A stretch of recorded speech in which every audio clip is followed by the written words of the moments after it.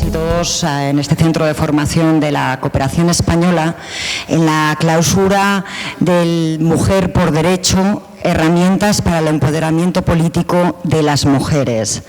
Esta es una iniciativa que se creó desde este centro de formación el año pasado, en 2018, con la Defensoría Regional de Bolívar.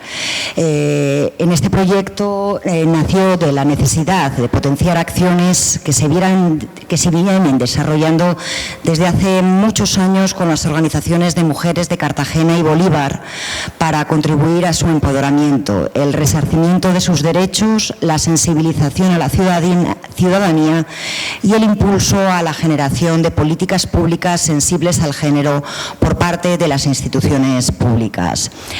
Yo quería explicarles un poquito lo que ha sido este proyecto, ya que contamos con las mujeres que han participado a lo largo de estos meses en las diferentes sesiones, y lo especial que es hoy para nosotros esta sesión de cierre en el que tenemos el grandísimo honor que nos acompañe Florence Thomas para hablarnos sobre la situación y la realidad de la situación de la mujer en la política.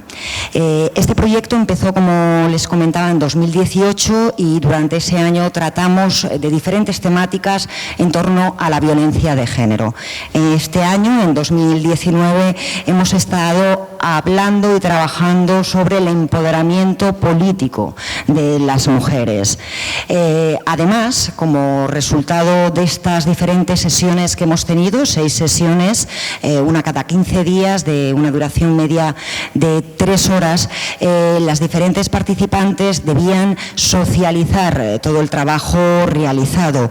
Las sesiones han sido de mucho diálogo, de mucha colaboración, intercambio de buenas prácticas y conocimiento entre las diferentes participantes, sobre todo para hablar del funcionamiento del Estado, la gestión pública, las veedurías ciudadanas, las políticas públicas e incidencia política, los mecanismos de exigencias de derechos y, por supuesto, el papel de las mujeres en la construcción de la paz y en el posconflicto. En un día como hoy, además, que hemos amanecido con noticias tan complicadas para la realidad de este país. Quiero agradecer muy especialmente a todas las mujeres que han participado tan activamente en este proyecto, pero también a todas las personas que nos han acompañado como ponentes a lo largo de estos meses, entre otras Judith Pinedo Flores, que fue alcaldesa de esta ciudad de Cartagena, Gloria Gilcea, docente de la Universidad San Buenaventura, Camilo Torres Catalán, delegado para la población desplazada de la Defensoría Regional de Bolívar, Yuranis Cogollo, delegada de Derechos de las Mujeres y Asuntos de Género de la Defensoría del Pueblo, quien también nos acompaña hoy, María Villegas Robles, abogada de la Funsarrep, o Diana Salcedo López, directora del IMPAL. Como les decía, la metodología fue muy dinámica, pero además las mujeres han construido diferentes estrategias para aplicar a las organizaciones en las que trabajan o en los espacios en los que residen. Quiero mencionar como ejemplo 2 de estas estrategias que han surgido de este proceso. La Escuela de Liderazgo y Participación de Mujeres en Estado de Vulnerabilidad del municipio de Santa Rosa, en Bolívar, que crearon las participantes Ana Milena Villavilla y Sirle Vargas Herreras, o la creación del Grupo de Mujeres Ahorradoras del municipio de Villanueva, Bolívar, a cargo de Vivienne de Ávila Velasco y Winnie Paez Mendoza, solo por mencionar algunas. Además, las mujeres, como les comentaba, socializaron lo aprendido y compartieron estas estrategias con otras mujeres y hombres de su contexto. Agradecer también muy especialmente el trabajo que han desarrollado desde el área local y nacional Muriel Castro con la organización de este diplomado a lo largo de estos meses. Y como les comentaba, para cerrar esta edición 2019, hemos convocado y tenemos el honor de que nos acompañe Florence Thomas, quien nos hablará sobre las ventajas de la política hecha desde una mujer, que busca sensibilizar sobre aquellos obstáculos que enfrentan a las mujeres en el ejercicio político y la necesidad de abrir espacios para que todas sean visibilizadas como actoras políticas. Y por supuesto también debatir sobre algunas propuestas e ideas para que se hagan efectivos los mecanismos de participación y empoderamiento de las mujeres. Con ella les dejo. Muchas gracias por acompañarnos.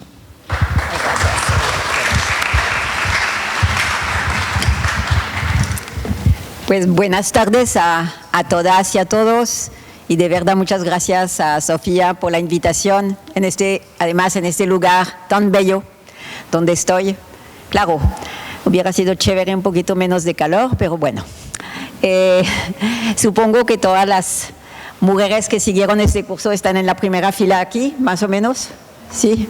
¿No? Sí. Algunas aquí atrás también. Ay, bueno. Y de verdad, pues, muchas gracias a Sofía como directora de esta cooperación española internacional, y también a Muriel por todo lo que hizo para que eso sea posible también. Sí, yo llamé mi charla Mujeres y Política. Si bien voy a hablar un poquito de la política formal, de todas maneras trataré de salir de este tema, porque pues yo creo que la vida cotidiana es política, la violencia intrafamiliar es política. Es decir, todo eso de alguna manera hace parte de la política, y es eso lo que tenemos que tratar de transformar. Primero les quiero leer 3 frases de 3 mujeres muy importantes, feministas, una argentina, la otra italiana, otra que era una consigna. Hay una consigna muy bella que estuvo en las paredes de Buenos Aires cuando las mujeres reivindicaban una ley de cuotas, antes de la ley de cuotas inclusive. Esa dice lo siguiente: pocas mujeres en política cambian las mujeres. Muchas mujeres en política cambian la política. Y eso es muy cierto, es decir, pocas mujeres en política es muy dramática para las mujeres que están ahí. Es decir, se transforman ellas porque, es decir, en esta jungla patriarcal que es, por ejemplo, el Congreso, es decir, que soy casi solamente hombres, evidentemente que una mujer metida ahí se transforma. Es decir, pocas mujeres en política cambian las mujeres, ¿sí? Pero muchas mujeres en política, lo que tenemos que buscar ahora es decir, cambia la política, evidentemente, y les voy a tratar de mostrar por qué. La segunda frase, que es también muy importante para ustedes, porque muy a menudo cuando las mujeres quieren hacer política o se meten en política, lo más a menudo lo hacen como un hombre. ¿Y para qué? Los hombres están ahí, que lo hagan bien o mal, es decir, bueno, eso es su problema. Pero nosotras, si nos metemos en política, debemos tratar de hacerlo como mujer, ¿sí? Este mundo es mixto y no está solamente hecho de hombres. Estamos aquí y tienen los hombres que aprender a oír nuestras voces.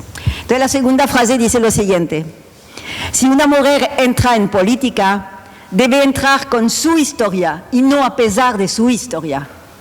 Debe entrar la experiencia de una mujer y no una mujer a pesar de su experiencia. Ustedes lo saben, muchas mujeres hacen política. Uno le pregunta cómo quiere participar, ella dice, pues yo quiero participar y punto. ¿Y por qué no participar como una mujer? Bueno, esos son debates que después me pueden preguntar cosas que significa todo eso. Lo voy a tratar de desarrollar de toda manera. Y la tercera frase, que más o menos lo dice de otra manera, que es de Rita Segato. Rita Segato es una feminista argentina. Dice lo siguiente: no podemos tener las mismas aspiraciones que los hombres dentro del orden patriarcal, porque si no, vamos a reproducir lo mismo, pero con otros cuerpos. Tenemos que conseguir e imaginar un mundo realmente diferente. Son 3 frases muy bellas porque entran en el tema de una vez de lo que buscamos. Entonces, en ese sentido, hablar del empoderamiento de las mujeres en política es fundamental. cerrar la brecha relativa a la poca participación de las mujeres en política. Voy a iniciar con un poquito de datos sobre la política formal, la política, además como estamos en un ambiente actualmente, en una coyuntura de próximas elecciones. De todas maneras voy a hablar un poquito de esta política, pero después voy a ampliar ese concepto de política más a la vida cotidiana y a la vida de todos los días. Entonces, cerrar la brecha relativa a la poca participación de las mujeres en política, por su poca inclusión en listas electorales y corporaciones públicas, y por consiguiente su poca posibilidad de participación activa y efectiva en política, con un pobre 30% obligatoria que evidentemente no lo conseguimos, ustedes saben, estamos muy lejos en Colombia del 30%, esa pobre ley de cuotas del 2000, ¿sí? Es decir, mientras en muchos países del mundo ya no se habla de cuotas, se habla de paridad, evidentemente de paridad. Es decir, de paridad, o han logrado una relativa paridad muchos países del mundo. Hablar de esto, efectivamente, se ha vuelto inaplazable. En una democracia incluyente, deberíamos estar hablando de paridad y no de cuotas, cuando ni siquiera cumplimos la cuota. Es por lo menos lo que llamaría una democracia decente con las mujeres colombianas, una democracia preocupada por cerrar una deuda histórica que tiene el país con las mujeres. Y no nos olvidemos que la famosa ley de cuotas del 30% es un umbral mínimo que permite empezar a cerrar esta brecha, es el piso mínimo, 30%. Y repito, no estamos en el 30%, es un piso mínimo donde parece, según cálculos que se ha podido averiguar, hacer, experiencias, investigaciones que se ha podido hacer a partir del 30%, es el umbral mínimo que está empezando a cambiar las cosas, a cerrar un poco la brecha. Y nosotros estamos con el 20% de mujeres en política. Es un umbral mínimo que permite empezar a cerrar esta brecha, es el piso mínimo. Me dirán ustedes que las mujeres en el piso ya es algo mejor que en el sótano, donde hemos estado muy a menudo y donde nos encontramos aún a menudo en este sótano de la democracia. Y para ubicarnos les daré algunos datos, pero rápidos, es decir, pero me parece que es bueno tener un poco de datos concretos, algunos datos de referencia para después mostrarles las ganancias que representan más mujeres en política. También, para terminar, me gustaría compartir con ustedes algunas soluciones que permitirían a las mujeres una mejor participación en los asuntos del Estado. Supongo que conocen los datos de participación de las mujeres en política, por lo menos en Colombia. Como saben, entonces, logramos ni siquiera hoy cumplir con esta pobre ley de cuotas que ya tiene casi 20 años. Una ley del año 2000 que exige que el 30% de los cargos de máximo nivel decisorio en la administración pública sean desempeñados por mujeres. Y en cuanto a cuota paritaria, tenemos hoy día la única excepción en el gobierno colombiano, ¿no?, de la cuota ministerial, que es una cuota paritaria, es la única. Sin embargo, en el Congreso estamos lejos de cumplir siquiera la ley del 30%. Tenemos apenas un 20% de mujeres, un poco más en el Senado que en la Cámara, alrededor de un 10% de mujeres alcaldesas y apenas un 9% de mujeres gobernadoras. Y muy pocas mujeres en las altas cortes, sin hablar de la dificultad para que en las ternas se cumpla el hecho de incluir mínimamente una mujer. Ojo con lo que nos viene con la terna del fiscal, ¿no? Tiene obligatoriamente que haber una mujer, y ¿por qué no dos? Y que sean los hombres, que sean uno, por una vez, ¿no? Pero eso es de una dificultad, vamos a ver si se cumple. Si no se cumple, toca gritar, organizarse, pelear, patalear, etcétera. No, de verdad, pues que desafortunadamente es lo que nos queda a nosotros las mujeres que hacer, ¿no? Poner un artículo en el periódico, decir, etcétera. Tiene que haber obligatoriamente una mujer en una terna. Sobre todo como una terna de fiscal, como una terna... Bueno, pero les voy a dar otros ejemplos que son muy interesantes que sepan, porque muy poca gente lo sabe. Miremos muy rápidamente algunos datos del mundo y de América Latina en cuanto a paridad. Desde el 2000, Francia ya tiene una ley de paridad, Bélgica y España desde el 2002, creo. En esta misma línea, en América Latina, mire esto, países como Ecuador, Bolivia, Nicaragua, y Costa Rica ya han aprobado la paridad como mecanismo para solucionar la subrepresentación de las mujeres en la política. Países que son finalmente muchísimo menos desarrollados que Colombia, Nicaragua, Bolivia, Ecuador, tienen 48% de mujeres en el Congreso. ¿Ah? ¿Y nosotras? Colombia, un gran país, pues, finalmente es muy interesante lo que les cuento, porque, y qué rico un pequeño, porque, ¿qué decía yo? Sí, es muy interesante porque finalmente Colombia en muchas leyes de género es mucho más adelantado que estos países, pero en representación política yo no sé qué nos pasa aquí. Perdona mi flor, dejé de última.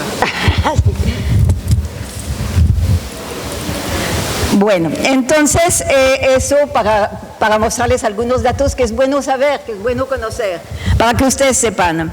Por ejemplo, en 2009, Bolivia estableció la paridad y alternancia en las listas para cargos de gobierno y de representación dentro de las elecciones de dirigencias de organizaciones políticas y además en normas y procedimientos de naciones y pueblos indígenas y campesinos. Paridad. ¿Ah? ¿Qué tal? Costa Rica en el mismo año modificó su código electoral instaurando la paridad en listas y en las estructuras internas de los partidos. Además, en órganos, delegaciones o nóminas impares, la diferencia entre hombres y mujeres no podrá ser más de uno. Sí, de verdad es muy extraño eso, porque como les decía, en otros rangos de derechos de las mujeres son países que están muy atrás de Colombia. Es muy extraño como la política aquí es el universo por excelencia de los hombres, ¿no? Y resisten los hombres para que entremos ahí. Hay una resistencia impresionante, ¿no? Es decir, es todavía un feudo para ellos que realmente no quieren soltar. Y son bobos, porque realmente el hecho de que haya paridad es impresionantemente importante para un país, es democracia, pues simplemente. La democracia, una frase que deben conocer todas ustedes, ¿no? La democracia sin las mujeres no anda, simplemente. La democracia sin las mujeres no puede caminar, no puede andar. Ahora bien, sé que las cosas toman su tiempo y sé que en Colombia estamos tan atrasados en relación a una posible paridad que puede que no sea aún el tiempo de debatir sobre este tema. Sé también que la cuota del 30% representa una herramienta de reparación histórica. Por el momento, hablemos por lo menos de cuota del 30%, sería un formidable progreso para Colombia, tenemos 20%. Hablamos de 30%, sabiendo que además la ley de cuota es ante todo, no es un pobre cálculo porcentual de que había que tener 29, 30%, no. Es una herramienta de reparación histórica, ¿me entienden? De reparación de toda la historia nuestra en el mundo, de reparación histórica, que ha sido útil en muchos de los países que han logrado aumentar de manera sustantiva la participación de las mujeres. La gran mayoría de los países que lograron establecer la paridad o que están alrededor del 45% de participación política han pasado todos por leyes de cuotas. Ni les hablé de países nórdicos. Hace mucho tiempo que los países nórdicos tienen paridad, pero todos han pasado anteriormente por lo menos ya cumplir una ley de cuotas del 30%. Entonces, y así hay que entenderlo, como una herramienta indispensable en la coyuntura actual, una herramienta de reparación histórica indispensable hoy para cerrar las brechas de desigualdad. Además, esta herramienta lleva en sí mismo, y ojalá a mediano plazo, su muerte, porque tan pronto exista equidad de género e igualdad de oportunidades entre hombres y mujeres en todos los espacios de la vida, y particularmente en la administración pública o la administración del mundo, es decir, tan pronto hayamos logrado construir un mejor mundo para las mujeres, no necesitaremos más cuotas de participación, ¿sí?, de las mujeres en política. Hombres y mujeres estarán administrando de manera equitativa el mundo. Además, hoy día quisiera recordarles que este 30%, como ya lo mencioné, ha sido reconocido como masa crítica mínima necesaria para fomentar la igualdad de género. Es una masa crítica mínima. Antes del 20% no sirve de nada para cambiar, es decir, estamos todavía pocas mujeres en política, cambian a las mujeres. Y sí, lo vamos a ver un poco más adelante. Esto, con ejemplos un poco más, bueno, concretos, digamos. Quisiera entonces nombrar algunas de las ganancias que significan más mujeres en política. Tal vez la primera y la más fundamental a mediano y largo plazo es que nos permite empezar a ver el mundo, a considerar el mundo y a ver el mundo completo y complejo. Lo sentimos mucho, señores, los señores que están ahí, pero el mundo no está hecho de hombres. Está hecho de hombres y mujeres, e inclusive es más complicado que eso. Entonces, primero ver el mundo completo y complejo. Un mundo sexuado y mixto. Un mundo habitado de manera distinta por hombres y mujeres. Sí, y eso es fundamental entender eso. Sí, hombres y mujeres no habitamos el mundo de la misma manera. Ni lo interpretamos de la misma manera, ni actuamos sobre él de la misma manera. Imagínense lo importante de eso. Y es rico eso, no es triste, no es decir, tenaz, no pienso como los hombres. ¡Qué bueno! Eso complejiza el mundo, lo hace más rico, lo hace más... Es decir, ¿entienden? Entonces, y eso lo debería decir de otra manera. Lo que significa que hombres y mujeres tienen historias, intereses y necesidades diferentes de los hombres. Y evidentemente también, claro que tenemos una historia distinta de los hombres. Entonces no podemos dejar que los hombres sean los únicos que legislan para nosotras. ¿De acuerdo? Eso, ¿cómo es importante? No habitamos el mundo de la misma manera.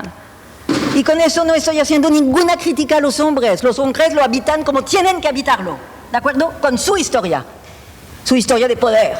Sí. Pero nosotros tenemos otra manera de habitar el mundo. Otros intereses. Desafortunadamente, después creo, ¿no? ¿Sí? Sí, ¿tú quieres? Bueno, si quieres o...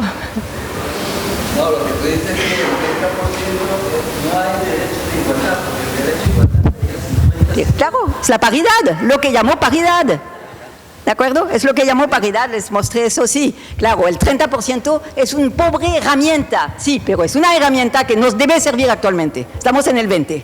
Ojalá podamos hacer el salto del 30%, sería formidable. Pero muchos países del mundo están hablando del 50-50. ¿De acuerdo?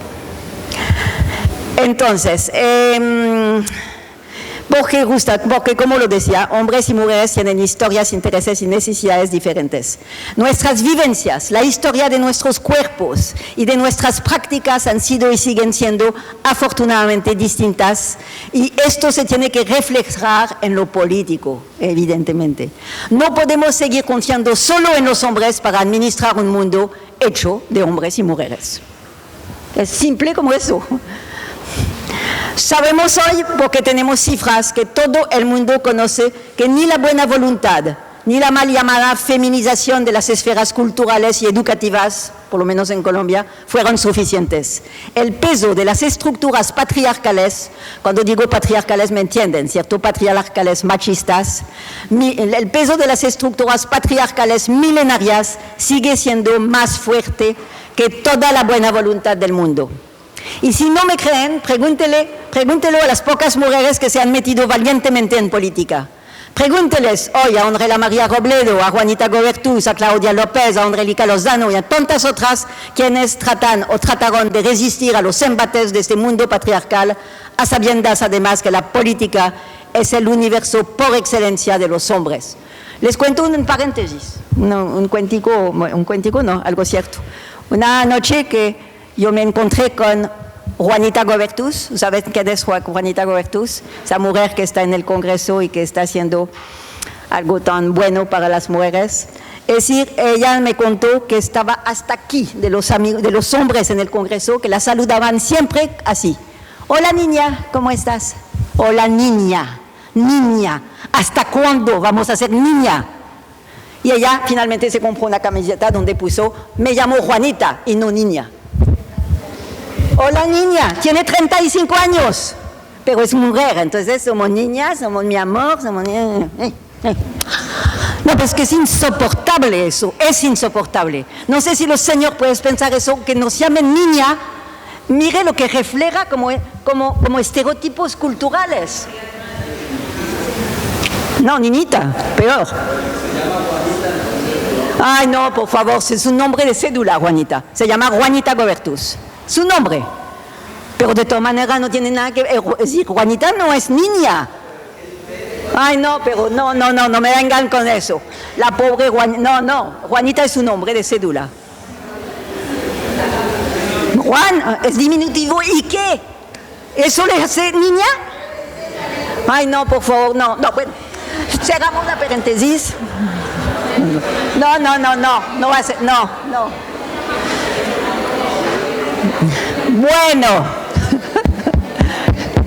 Bueno, universo, la política, de todas maneras, es este universo por excelencia de los hombres. Nadie me lo va a criticar eso, evidentemente. Universo que no es tan que los hombres... Sí, es un diminutivo, ¿de acuerdo, señor? Sí. Eso la hace niñita, ¿cierto? Juanita, niña. Bueno, universo que no están dispuestos a ceder fácilmente. Y les nombro mujeres de estos años. Piensen en lo que ha debido significar cuando una mujer como Esmeralda Arboleda en los años 50 luchaba prácticamente como única mujer en medio de una jungla de hombres para pelearse nuestro voto y nuestra ciudadanía. Esmeralda Arboleda, la primera feminista probablemente de este país, y realmente Esmeralda Arboleda es una mujer extraordinaria, por supuesto. En los años 50 se peleó durante 20 años para que podamos ser ciudadanas nuestro. Y les cuento una cosa, cuando pregunto a estudiantes que me vienen a hacer entrevistas en la casa, periodistas, futuro periodistas, etc., les digo, ¿ustedes saben quién es Esmeralda Arboleda? Y todas me dicen, no. Nadie habla de Esmeralda Arboleda en el colegio, nadie. Pues evidentemente hay una razón, ¿no? La historia ha sido escrita ¿por quién? Por los hombres. Sí. Y los hombres cuentan lo que quieren contar y está bien, yo no estoy criticando eso, no. Estoy criticando que ellos creen que que lo que cuentan es la historia. Y no es la historia, es su historia.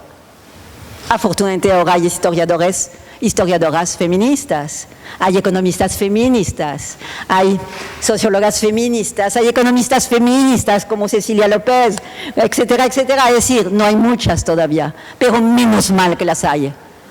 Y dejen de criticarlas, dejen de llamarnos feminazi, por favor. Sí, me pongo brava, me excusan, pero yo soy así, ¿sí? Es decir, yo soy así porque si no, nos vamos a dormir todos y con ese calor, entonces me toca meterle. Bueno, entonces, sí, yo hablaba de Esmeralda Arboleda,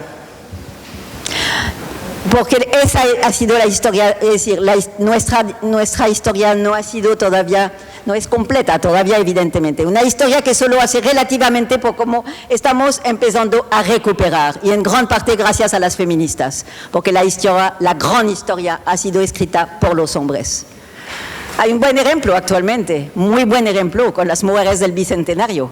Yo acabo de descubrir que hubo no solamente la Pola, es decir, que hubo 200 mujeres que asesinaron durante el Bicentenario. No sé si lo sabían ustedes. Es decir, no lo sabíamos. Es decir, porque la historia fue escrita por los hombres y no les interesó sino una o dos mujeres, particularmente la Pola.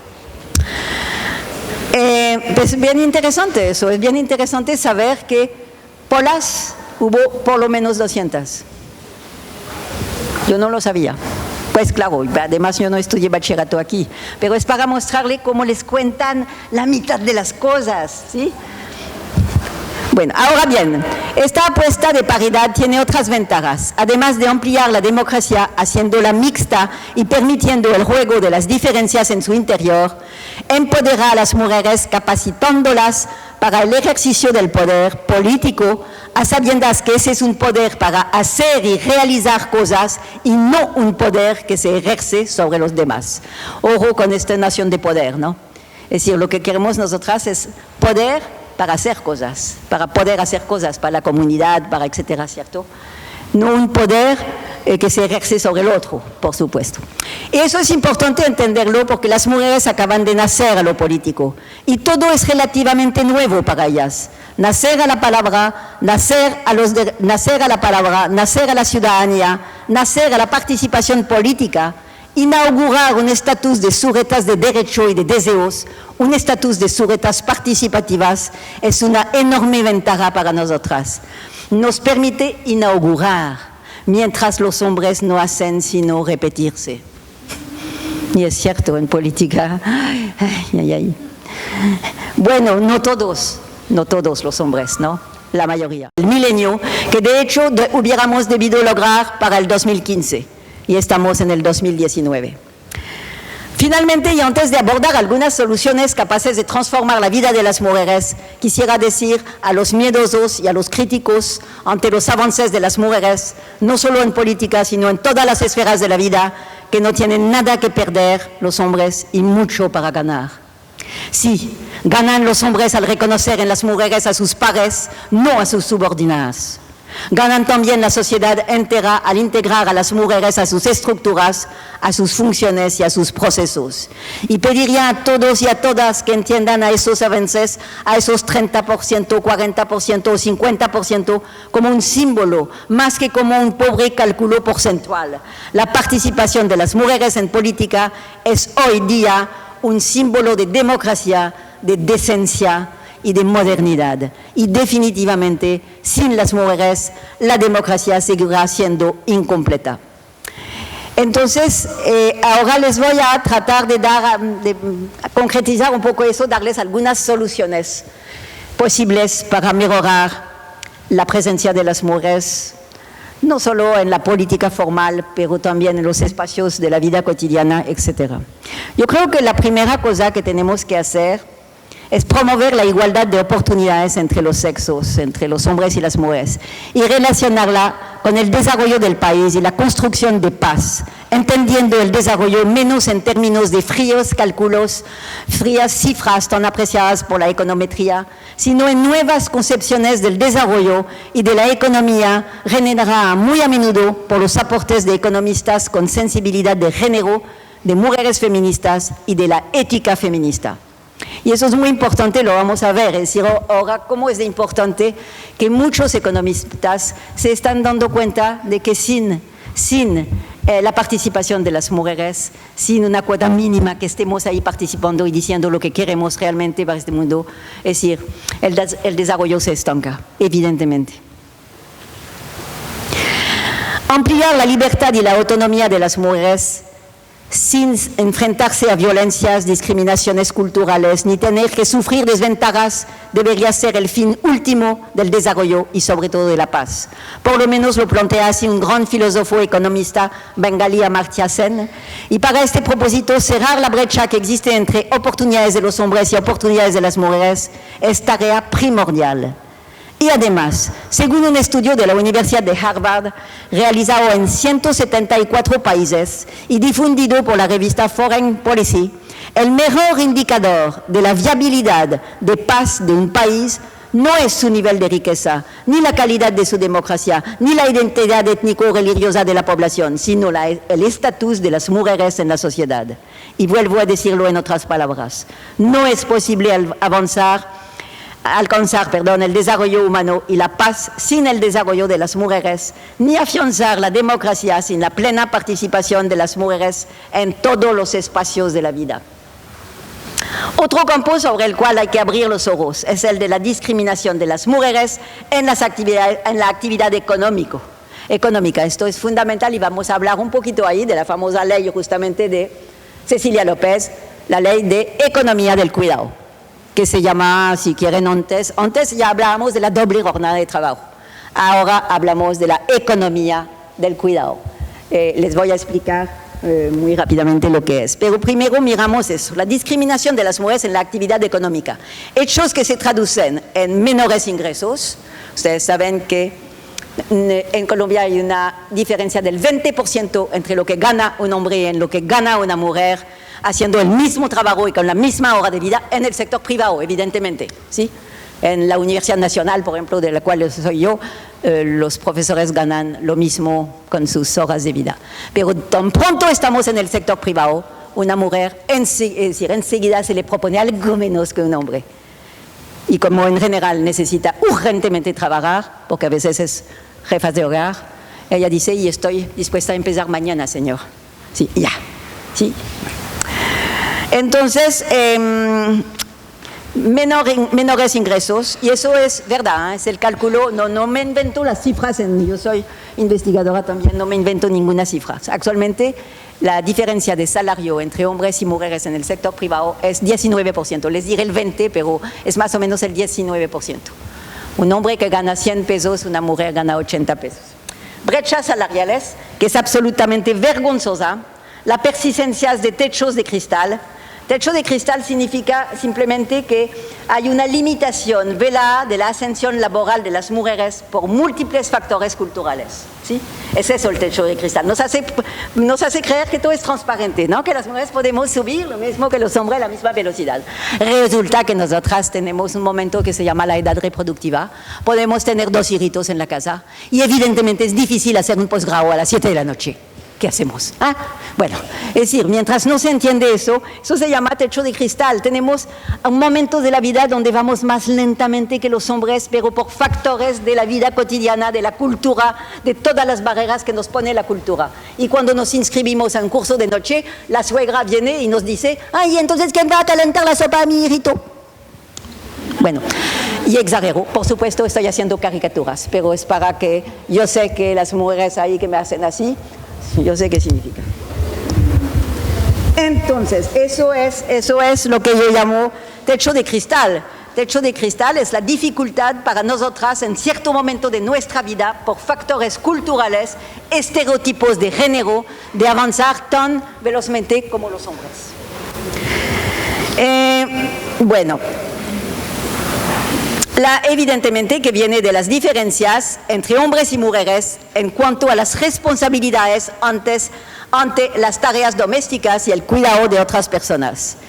Ustedes saben que ahora hay una ley de economía del cuidado, la ley 1413, que fue firmada por el presidente anterior, bastante anterior, porque es una ley cuando Cecilia López era ministra del Trabajo.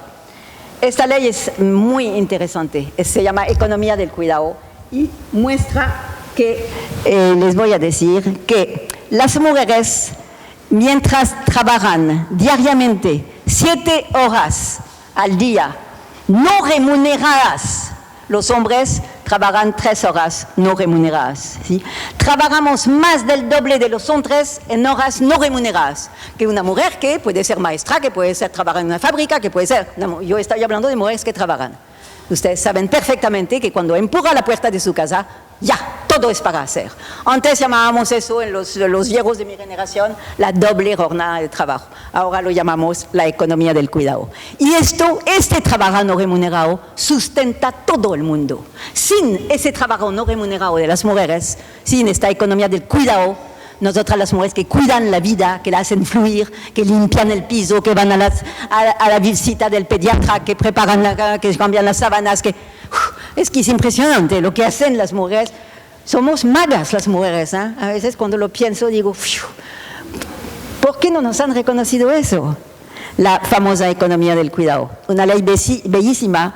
Les voy a decir que los economistas que han calculado más o menos lo que representa la economía del cuidado en Colombia de las mujeres es el 20% del PIB, del Producto Mundial Bruto.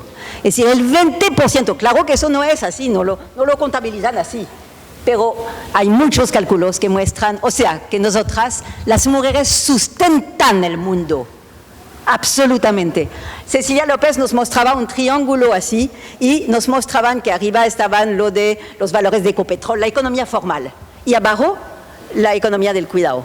Todo lo que hacemos nosotras para cuidar los otros, ir a buscar el niño a la escuela, ocuparme de la abuela que está enferma, entonces los viejitos lo tengo, y hacer el mercado, etc. Esta economía del cuidado, si ustedes la quitan, se desbarata el país. Es decir, a veces he tenido ganas yo de organizar una formidable huelga de mujeres que diga, no más cuidado de nada.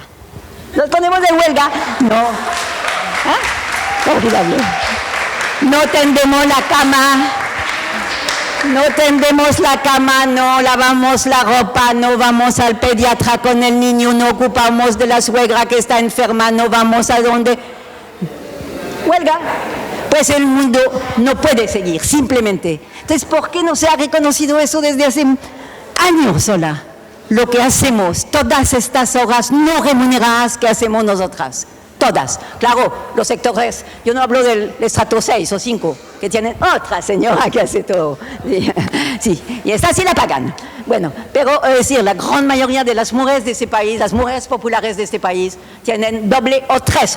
Yo he conocido mujeres populares que trabajan en el día como maestra y todo eso, se meten en el Transmiliona, todas llegan a su casa para mirar las tareas de los niños que acaban de llegar, el mercado que hay que hacer, y por la noche a veces se ocupan del barrio, son líderes de barrio, etc.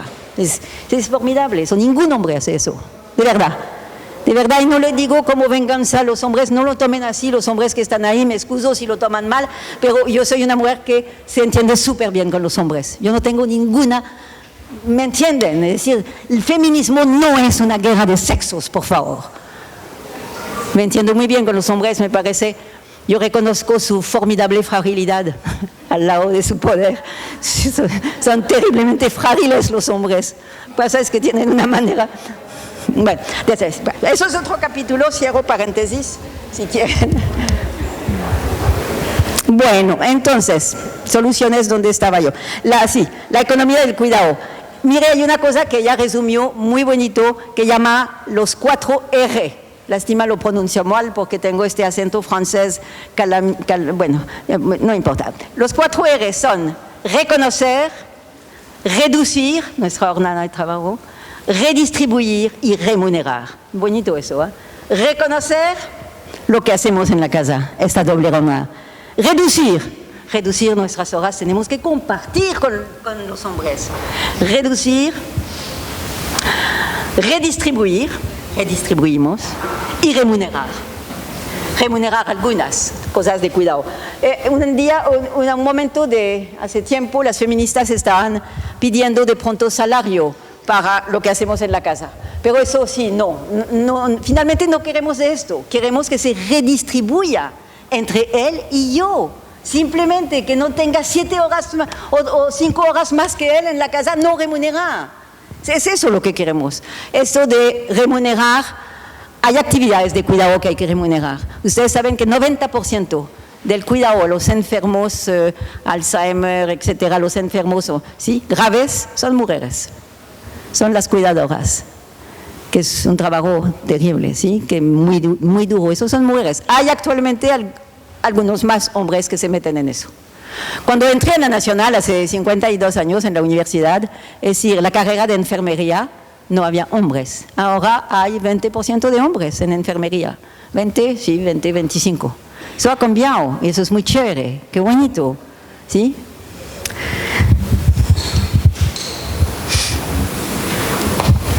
Bueno, finalmente, también yo quería nombrar también las disparidades en cuanto a la propiedad de bienes. Eso ha cambiado también, pero todavía estamos muy mal las mujeres en propiedad de bienes. Ustedes saben que a nivel mundial la totalidad de las tierras que tienen o de las propiedades del mundo, las mujeres tienen solamente 1% de las propiedades del mundo. Y los hombres todo lo demás. Y finalmente, en un campo fundamental muy relacionado con la autonomía de las mujeres es representado en las limitaciones de la capacidad de acción y decisión de las mujeres en la esfera privada y pública. En otras palabras, seguimos encontrando persistentes diferencias entre las posibilidades que tienen los hombres y las posibilidades que tienen las mujeres para tomar decisiones y para transformarlas en acciones y resultados deseados por ellas. Recordando ahí, y una vez más, que las mujeres no habitamos el mundo de la misma manera que los hombres y que, desde la esfera de lo privado, sus voces se quedan a menudo sin ecos en la esfera de lo público. No tienen tiempo. Las mujeres no tienen tiempo para ellas. Como es de chévere a veces ver mujeres de mi generación más o menos que se pensionan y que dicen, ay, ahora, o que se vuelven viudas, pero no lo quiero decir en el sentido, pues no han matado al marido, ¿no? Se vuelven viudas y ellas dicen, voy a poder por fin hacer algo por mí para mí. Hay muchas mujeres en Alemania, en otros países, que se inscriben a la universidad a los 65 años. ¿No es chévere eso? ¿No es bello eso? Y muestra además cómo no hayan podido hacer eso. Recuperar tiempo para sí, ¿sí? La autonomía, recuperar algo de autonomía para poder hacer lo que tengo ganas de hacer. De autonomía y de libertad, ¿sí? Por eso nos llaman feminazi, probablemente. Porque los hombres, para ellos, ¿cómo es de difícil aceptar que las mujeres seamos autónomas ahora? Y autónomas para decidir sobre nuestro cuerpo, autónomas para hacer lo que queremos hacer, para hacer política como lo queremos hacer. Sí, somos autónomas y cada día más libres. Y eso es bastante insoportable para muchos hombres.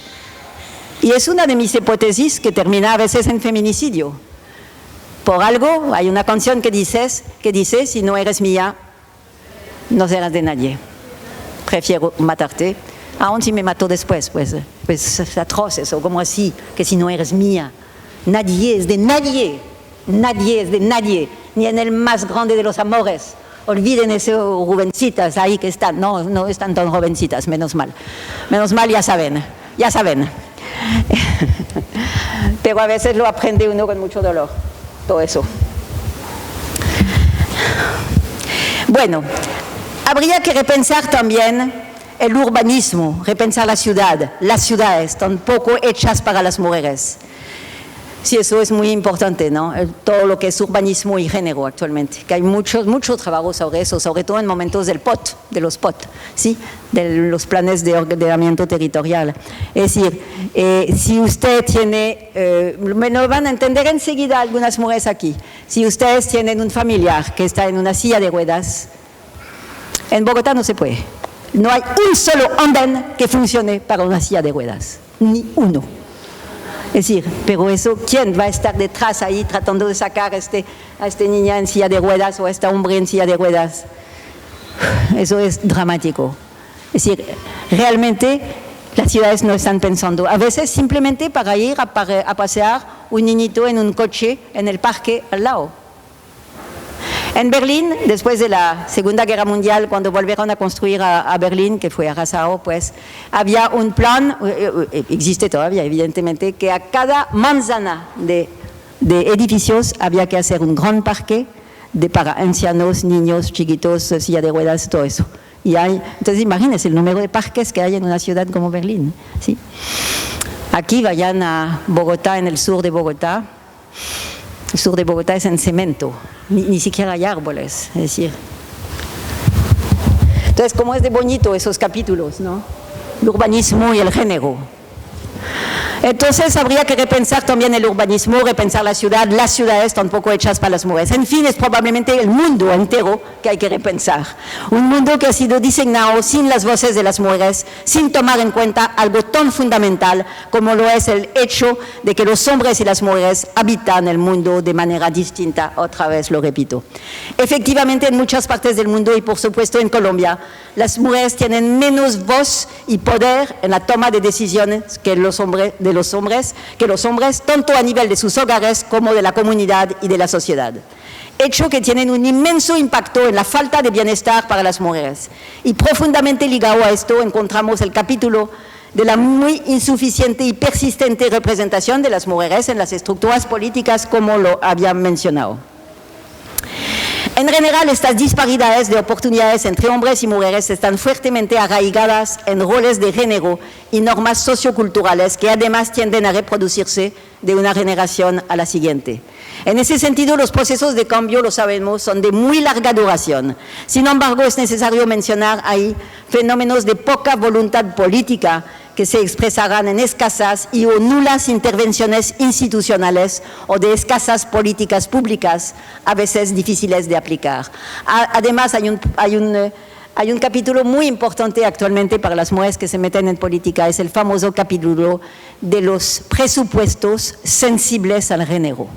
Si no hay un presupuesto sensible al género, no hay nada que hacer, pues que no hay plata más porque es una cosa de las mujeres. No lo hay, simplemente.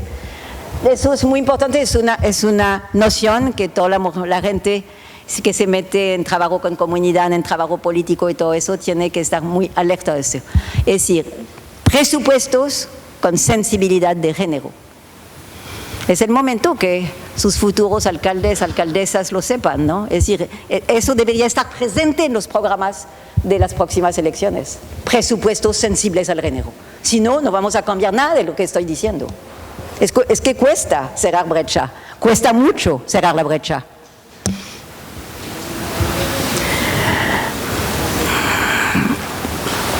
Para nuestro país es evidente que el fenómeno del conflicto armado, si bien no explica todo, por supuesto ha generado y sigue generando efectos devastadores relativos a violencias y falta de oportunidades para las mujeres, además de impactar sus derechos en múltiples campos de sus vidas.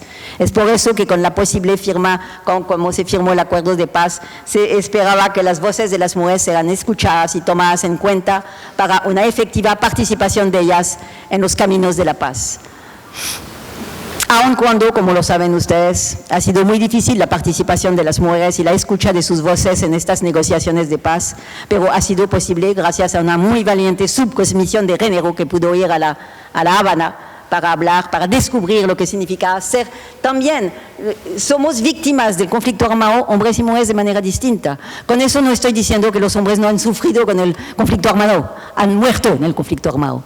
Pero las mujeres han sido violadas, es decir, se han vuelto viudas de un día al otro, tenían que seguir sembrando y los 4 niñitos ahí. Es decir, las mujeres tienen esa facultad además de despertar cada mañana sabiendo que a las 5 de la mañana hay que amasar la arepa y calentar el agua de panela. Eso lo saben las mujeres, aun cuando acaban de perder un hijo en la guerra, un marido en la guerra, etc. O que han sido, además, lo valiente de las mujeres después de los dramas de haber sido violadas, etc. Formidable, es decir, se asocian, empiezan a tejer mochilas, empiezan a hacer cosas juntas y descubren, además, hay una cosa muy bella también, descubrimos poco a poco que estar juntas es formidable. Es decir, estar juntas es todo lo que se llama hoy día en el feminismo italiano y en el feminismo colombiano, la sororidad. ¿Sí? Ustedes saben lo que es ya. La sororidad es bellísimo, es una palabra que nos viene del italiano, que viene de Sor Juana Inés de la Cruz, hermana. La sororidad es el sentimiento de que hermanas entre nosotras, que nos podemos apoyar, que podemos salir juntas a tomar una cerveza, sí, un viernes por la noche sin hombre. ¿Y qué? La pasamos súper rico. Eso como me alegra a mí, que las mujeres estén pasando de la rivalidad a la sororidad o de la rivalidad a la sororidad. Es decir, eso es bellísimo, bellísimo. A mí me encanta ver mujeres rumbear entre ellas. Y lo que es chévere es que a veces uno se pone a la barra de un bar, se toma una cervecita, bueno, estamos muy chévere, 3 mujeres y llega un hombre. Y lo primero que dice el hombre es, ¡ay, qué hacía estas mujeres tan solitas! Menos mal yo llegué. Bueno, y se sienta ahí. Es decir, nosotras cuando no hay hombres somos solitas. ¿Sí? Una mujer que se separa es sola, pobrecita. Los hombres que se separan están libres. Sí, nosotras somos solas. ¿Ve? Todo eso son cosas del estereotipo cultural que están ahí. Y qué rico que podamos ahora descubrir ese placer de aprender a ser felices entre nosotras. Es decir, ¿qué hubiéramos hecho sin la compañía de nuestras hermanas, de nuestras amigas? Eso lo estamos descubriendo, ¿por qué nos habían alegado eso? Es muy peligroso para los hombres eso, muy peligroso. Somos felices entre nosotras ahora. Antes, si no tenía un hombre a la izquierda o a la derecha, es decir, imposible ser feliz. Hoy sí soy feliz. Cuando me preguntan mi estatus, cosa, yo digo separada feliz. Sí, ¿qué hacemos? Pues sí, es así. Pero bueno, es a ellos decir cuáles son y es a ellos trabajar entre ellos. A mí no me pueden pedir de resolver el problema de los hombres. Yo no puedo. Finalmente les voy a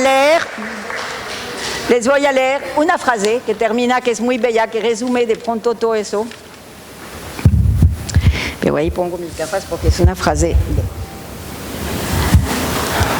Para terminaré ahora con una frase de Michelle Bachelet, expresidenta de ONU Mujer. Ella dice lo siguiente: La fortaleza de las mujeres, la tenacidad de las mujeres y la sabiduría de las mujeres son el recurso más desaprovechado de la humanidad. El desafío consiste en mostrar cómo este recurso puede ser utilizado de una manera efectiva que nos beneficie a todos y a todas. Y hablando a los señores, reconocer a las mujeres sus derechos y su autonomía no equivale a perjudicar a los hombres, evidentemente que no.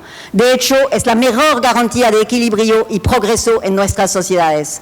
Han tenido que pasar 3 milenios para que se llegue a esta conclusión que hoy comparten todos o casi todos los agentes del desarrollo y ojalá muchas de nuestros funcionarios públicos. Estoy segura que las generaciones futuras se sorprenderán, pero ya las generaciones de ustedes, ahí jóvenes, estoy segura que las generaciones futuras se sorprenderán de que nunca hayamos sido realmente conscientes de que uno de los principales problemas políticos y económicos del mundo era el de la desigualdad de oportunidades entre hombres y mujeres. Muchas gracias.